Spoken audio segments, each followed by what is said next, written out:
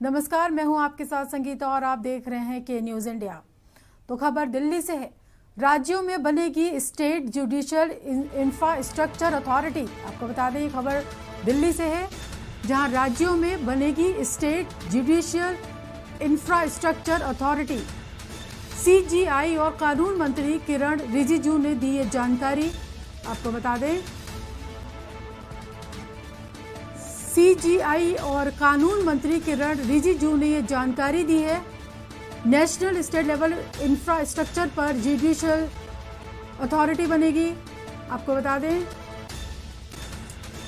National state level पर होगी चर्चा। लंबित केस प्राथमिकता से निपटाए जाएंगे। हाईकोर्ट के चीफ जस्टिस के नेतृत्व में बनेगी संस्था। निचली अदालतों में जजों की संख्या बढ़ाई जाएगी और जजों को पर्याप्त सुरक्षा भी दी जाएगी। आपको बता दें कि हाईकोर्ट के चीफ जस्टिस के नेतृत्व में बनेगी संस्था। खबर दिल्ली से। राज्यों में बनेगी स्टेट जुडिशियल इंफ्रास्ट्रक्चर की ये संस्था, जहां सीजीआई और कानून मंत्री किरण रिजिजू ने दी ये जानकारी। हाईकोर्ट के चीफ जस्टिस के नेतृत्व में बनेगी संस्था। National state level infrastructure authority पर भी होगी चर्चा, जिस पर लंबित केस प्राथमिकता से निपटाए जाएंगे। निचली अदालतों में भी जजों की बढ़ाई जाएगी संख्या और साथ ही बताया जा रहा है कि जजों को दी जाएगी पर्याप्त सुरक्षा भी।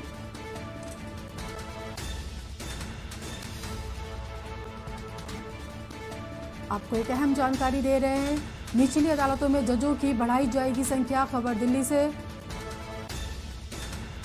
जहां जजों को पर्याप्त सुरक्षा की व्यवस्था भी की जाएगी। बताया जा रहा है कि राज्यों में बनेगी स्टेट जुडिशियल इंफ्रास्ट्रक्चर अथॉरिटी। और इस खबर पर तमाम जानकारी देने के लिए हमारे साथ हमारे संवाददाता अमित जुड़ चुके हैं। रेजिडेंट एडिटर अमित दुबे जी हमारे साथ जुड़ चुके हैं तमाम मामले पर जानकारी देने के लिए। जी, क्या अपडेट है अमित जी? सम्मेलन हुआ जिसमें कि न सिर्फ प्रधानमंत्री बल्कि चीफ जस्टिस सुप्रीम कोर्ट के सीजेआई एनवी रमन्ना, तमाम राज्यों के मुख्यमंत्री, तमाम हाई कोर्ट के चीफ जस्टिस, सभी लोग शामिल हुए और सिर्फ व्यवस्था थी कि कैसे कानून व्यवस्था को सुदृढ़ बनाया जाए और कैसे लोगों को जल्द से जल्द त्वरित न्याय दिलाया जाए। हर एक ने अपनी अपनी बातें रखी थी। सीजेआई ने साफ तौर पर कहा कि जो न्यायिक व्यवस्था है, खास तौर पे वहाँ पे नियुक्तियां जो है वो खाली पड़ी हैं, तमाम ज्यादा लोगों की जरूरत है। दूसरी बड़ी चीज कि सरकारी तमाम ऐसे आंकड़े होते हैं जो सरकार उन चीजों का अनुपालन उस तरह से नहीं कर पाती है। तमाम अवमानना नोटिस, यानी जो याचिकाएं नहीं होनी चाहिए वो भी याचिकाएं होती हैं और खासतौर जनहित याचिकाओं के नाम पे दायर होती है, जिससे कि न्यायिक व्यवस्था पे अतिरिक्त लोड रहता है। तो तमाम सारे विषय जो हैं वो अलग अलग मुख्यमंत्रियों द्वारा, चीफ जस्टिस के द्वारा रखे गए और उसके बाद यहाँ पे एक न्यायिक अथॉरिटी जो है वो हर प्रदेश में स्थापित करने की बात जो है कानून मंत्री किरण रिजिजू द्वारा कही गई है।